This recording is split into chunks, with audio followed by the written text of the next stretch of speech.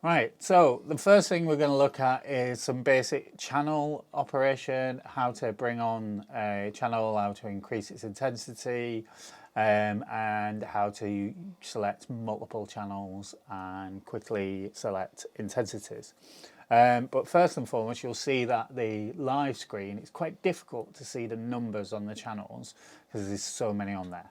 So we can zoom in to that to make it a little easier to view.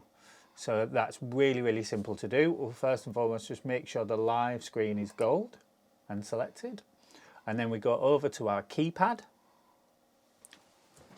and we hold down the format button, which is here, and scroll the wheel backwards and forwards. So if you look at the screen, that will increase and decrease the screen size. So we can get that to a decent size where we can get a good reference to the numbers, because often we're not going to need 2,000 channels live on the desk. We're only going to need possibly 200 max, if that.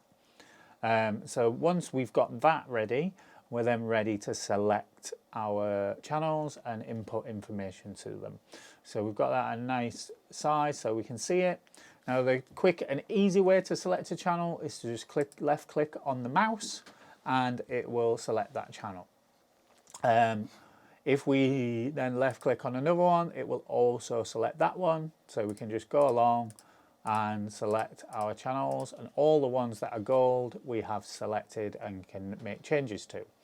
If we want to deselect them, we can either click back on them again to turn them off, or if we only want one of those channels, we can double click and it'll deselect everything around it. If we want to deselect all the channels, we just click back on that one and everything is deselected. So just going over that again, we can just select our channels, our double click to isolate to one channel, or we can unselect the channels by clicking on them. Once we have our required channels selected, we can then increase their intensity to the required level. Now the way it works in lighting is 0 is off, 100 is the full power potential of that light. So anything of percentage between 0 and 100 is basically how much power output you're going to give to that light. So how we do that is we go over to the keypad once we've selected our channels, and we can use the scroller wheel to increase or decrease the lighting output. So if you look on the screen, you'll see those values are going up and down. So once we get to 100, it changes to an F, which means full. And when it gets to 0, it just turns off. So we can take that percentage to any point with the scroller wheel. That can sometimes be a little bit clunky, and there is a quicker way of doing that. So if we go back over to the keypad, what we can do is we can, if we don't want 100 or if we want a specific percentage, so say we want 55%, we can type in 55 and then we can press the at level button there, and those two lights, if you have a look up at those two lights are now 55%. If I do 65 at level, they'll then change to 65. Also on the keypad, next to that is a plus percentage and a minus percentage. If we operate those buttons, they will increase the selected channels by 5% or decrease them by 5%. Also, if we double press the at level, it will automatically take the selected channels to 100%. So that's some quick reference to inputting percentages. And if we put 0 at level, it will turn those channels off as far as intensity goes. So that's a quick way to select your intensities and your levels for your channels.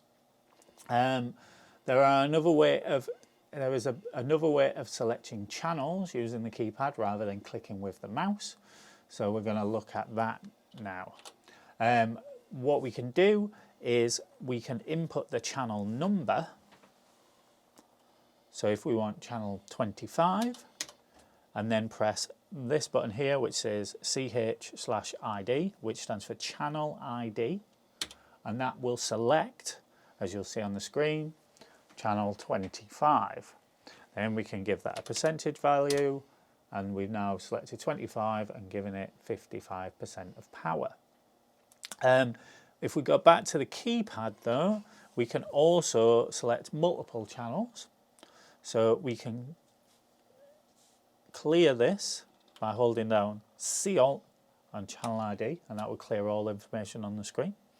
And then we can press 1 through to 100 and then press channel ID. And if you look at the screen, it's now selected all of those channels for us. So we can do a through number. So we can do 50 through to 60 or 21 through to 28 or whatever sequence of numbers we need in concurrent order, then it will select those and allow us to increase and decrease percentages for those, and we can input that using the at level as well if we so wish.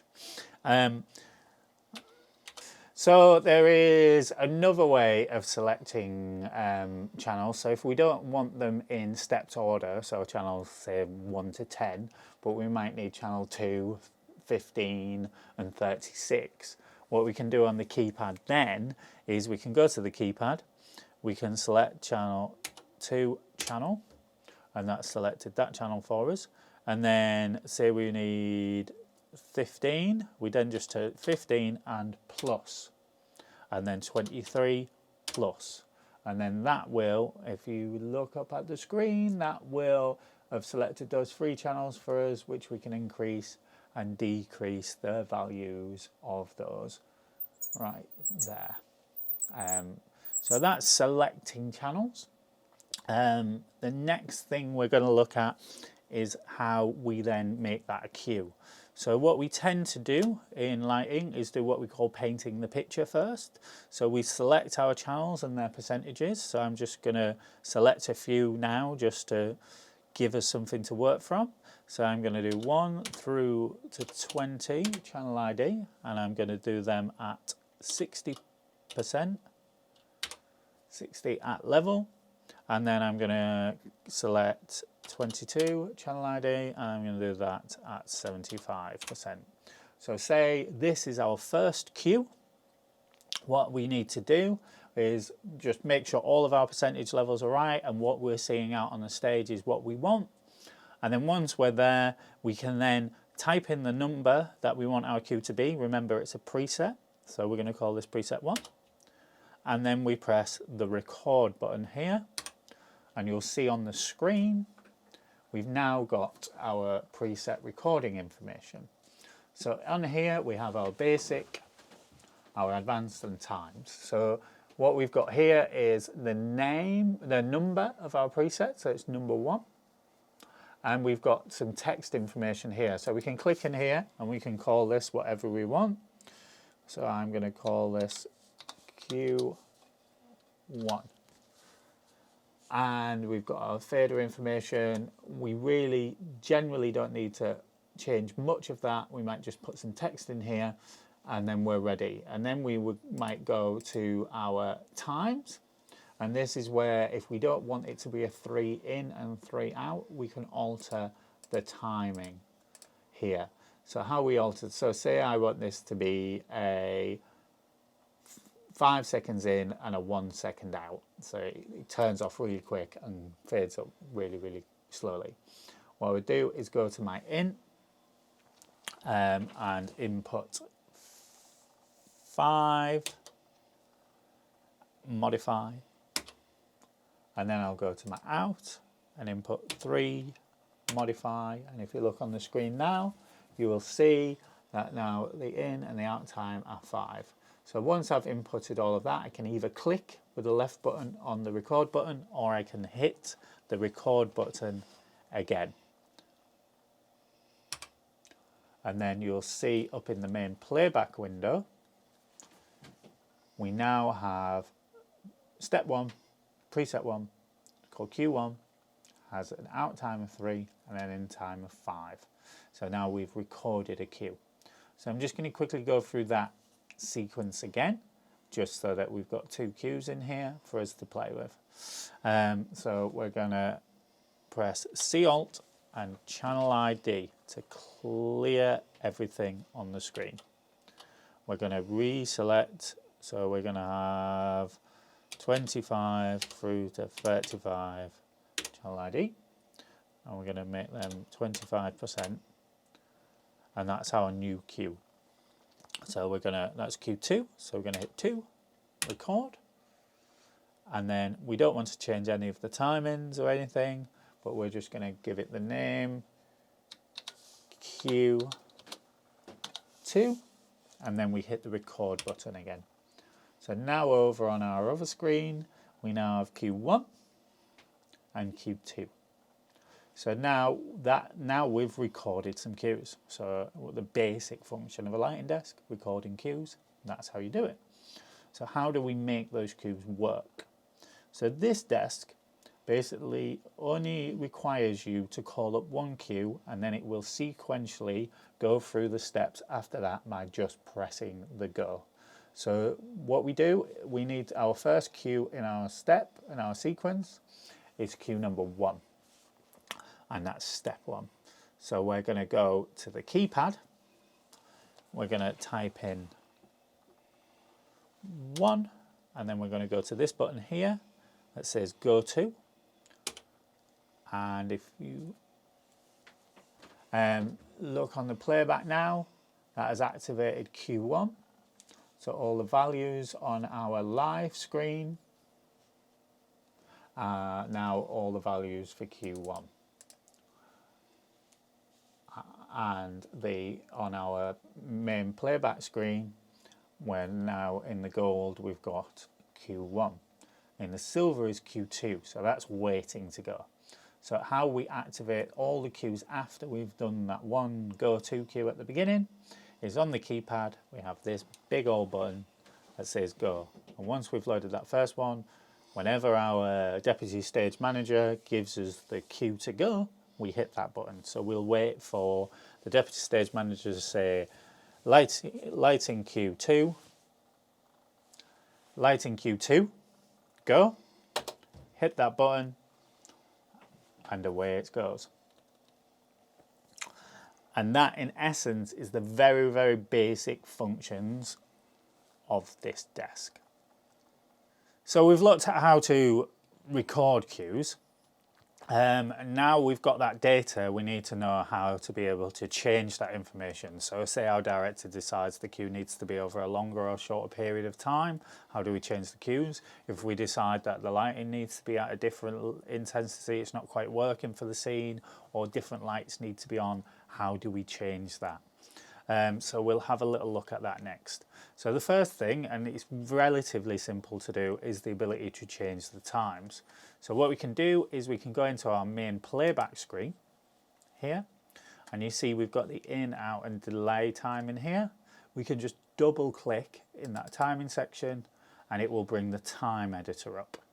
In here we can then alter this by pressing the number and modify, and this is in seconds, and the number and modify, and now we've got a 2 in, a 2 out, and then we can press modify at the bottom, and now that time has changed. So changing times is relatively simple by just clicking on there. Also in there, if we decide we want to call it something different, we can double click on the name section, on the text section, and we can call this something else. So we're calling it Q1A now, and now that information's changed. So it's quite easy and simple for us to be able to alter some of the basic functions within there. If we want to change the actual lights that are in that queue, what we'll need to do is first of all call that queue up. So we're going 1, go to, and then that queue's called up. So it's in the gold, and you'll see over on the live screen We have up here channels current is 1.0Q1. So this is telling us what these channels are in reference to. So it's telling us preset 1 is loaded here. So what we can do is say we don't want these 3 lights in it. We can select those lights, take them out of the queue, and then all we need to press then is the update button because we're loaded into that queue. So we go to the controller, and here we have this little button here that's called update. So we hit the update button, and you'll see on the screen that now we've got some information asking us if we want to update preset 1. So we can change. This is also another opportunity to change the times if we want. But basically you can do that quicker through the main playback screen. But once you've done all the changes you need to make to the channels, press update and then press update a second time, and now that queue is updated with the new value. So if I go into Q2 and then I go back into Q1 again to have a look at Q1, we'll see now it's loaded up and those 3 channels are no longer in that queue. So that's how we update a queue or change a queue. The next thing is we may have a sequence of queues and then realize there's one in our sequence and our steps that we no longer need. So how do we delete a queue? Now it's a little bit more difficult to delete a queue, and there are 2 different ways of deleting queues. The first and easiest way to delete your queues is by going into the sequence list. So there's a button on the desk that says SEQ, and that will take us to our sequence lists. So we press that, and then you'll see up on the screen a new screen has opened up called sequence list. In there, the first one, it says sequence 1 and the mode type is normal. Sequence 1 is always what we call our queue stack. So that's where our queues live. So by double clicking on sequence 1, we load up all the queues that we've currently got in that sequence. So the 2 that we recorded earlier, Q1 and Q2. And all of the relevant information for those queues sits in there as well. It's also another point where we could change the numbers, the times, by just inputting a number and pressing modify. And it's also where we can delete and insert queues. So say we decide we don't want Q2 anymore. We'll just click on preset 2, and then we'll go to our keypad. Go to our keypad, and on our keypad there is a delete button. So we hit delete, and then up on our screen it will kind of check with us that that's what we want to do. Are you sure? Delete sequence 2, and then we just press modify, and that sequence is then gone. In this desk, once you've deleted from a sequence, you haven't deleted the preset, you've just removed it from the sequence. If you want to delete the entire preset from the desk forever, that's slightly different, which we'll look at in a moment. But often it's a good practice not to delete your presets until you're 100% sure you won't need them again later. So once we removed it from there, it's no longer in our sequence of queues. But if later on we realize we need it back, that's quite easy to do. We can just press the number of the queue. So the preset is 2, so we press 2, and then we have an insert button here, and we press insert, and if you look on the screen, that sequence is now back. That sequence is now there. So that sequence, whatever queue we're currently on, it will insert below that. So whatever preset, so if we're on preset 1, it will insert 2 below it. So if I go to 2 and I do 1 insert, it's now reinsert number 1 under 2 there. So we've got step 1 is preset 1, step 2 is preset 2, step 3 is back to preset 1. And if we don't want that anymore, we press delete and modify, and then that is gone. So that's changing, updating cues and deleting cues.